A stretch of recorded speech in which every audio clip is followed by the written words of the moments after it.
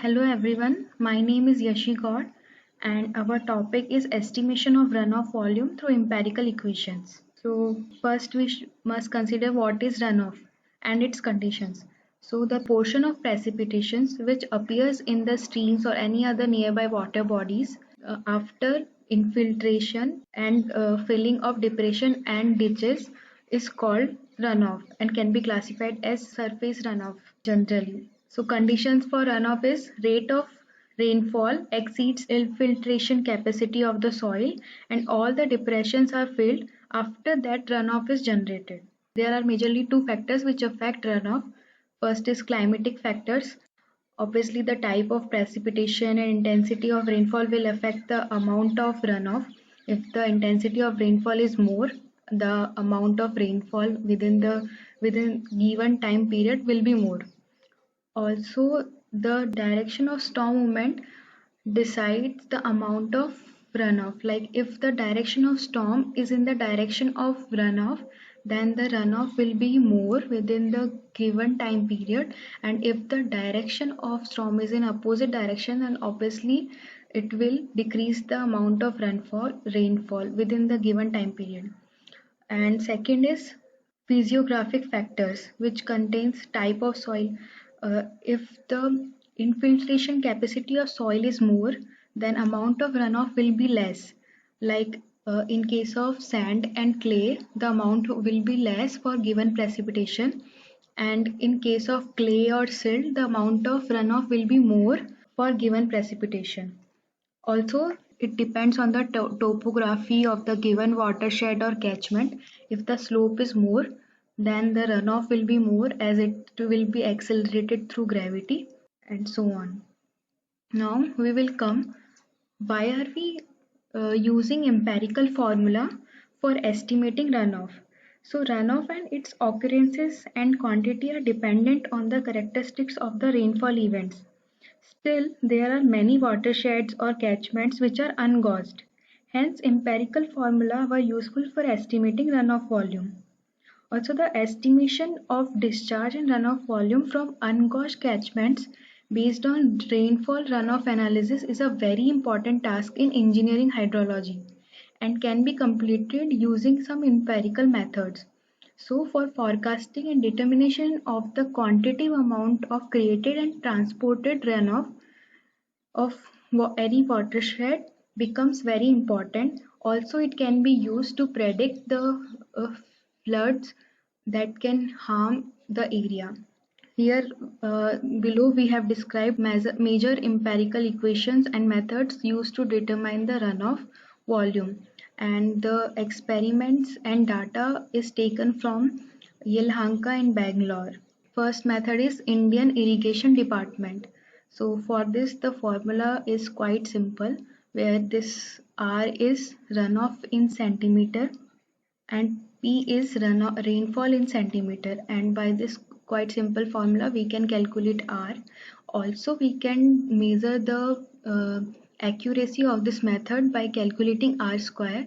The more the R square, the more accurate this method will be. Next is Khosla's formula. Khosla analyzed the rainfall, runoff and temperature data for various catchments in India and USA to arrive at an empirical relationship between runoff and rainfall. Khosla's formula is indirectly based on the water balance concept and the mean monthly catchment temperature. Also, this formula has been tested on a number of catchments in India and is found to be give very fairly results for the annual yield of the runoff. So for temperature greater than 4.5 degrees Celsius, which is in most of the parts of India, the formula is R is equal to P minus L. P is precipitation and L is 0.48 into T. Here R is not annual runoff, R is monthly runoff and its summation is annual runoff. So now let's discuss Inglis and D'Souza formula. For highlands such as for Ghat region of western India, this is the formula for the annual runoff related with the annual precipitation. So from this formula we can figure it out the value of annual runoff for the highland.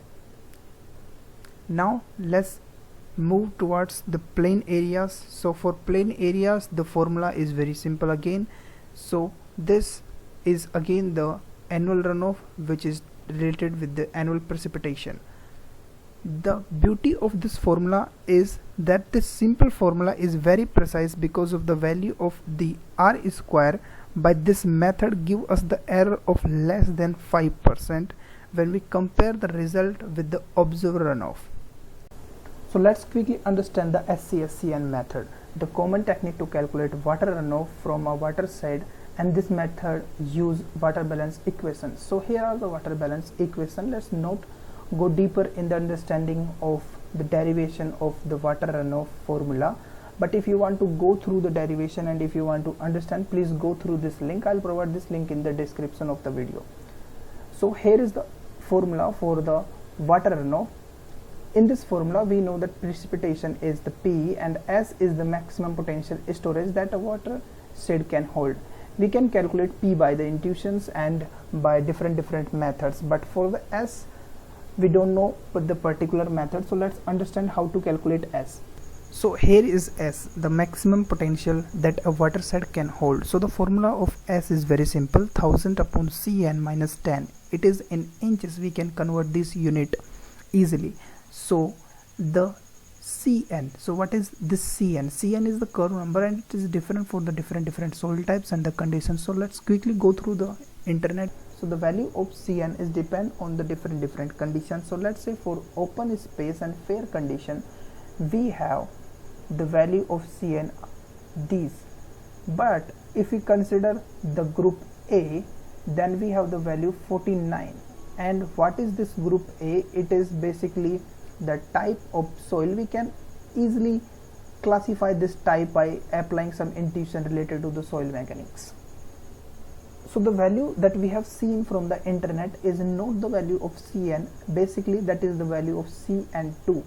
So to calculate the value of Cn we have to plug in this formula. So let's plug the value 49 in this formula. So after putting 49 here we will be having this value, and after calculating this we have Cn equals to 28.75. so what we have to do now, we have to plug this value into the formula of S, and after plugging this 28.75 we have the value of S equals to 24.78 inches, and now we have to plug this value in the formula of a runoff, and we will be getting the runoff easily if we have the value of precipitation. So now let's discuss a question, and it's saying to calculate the runoff for the region nearby the Deccan Plateau if the annual precipitation is given that 700 millimeter. So in the question it is not said that which method we have to use, so we are going to use the best method for that, so that we will be having the less error, and in that case we are going to use the English and the D'Souza formula. And for this particular reason the formula is going to applicable is this, and the given precipitation in the millimeter, so we have to convert into the centimeter so that we can use this formula. So after putting 70 centimeter in this formula we will be getting the runoff of 14.4 centimeter, and this runoff is about 20% to the annual precipitation. So now let's discuss one more question, and the question is, while we are calculating the runoff volume, which type of runoff can be neglected and why? So you can give your answer in the comment and we will be replying to those who are going to give the right answer. And please read the description if you need further information, and if you understand this topic you can hit a like. Thank you.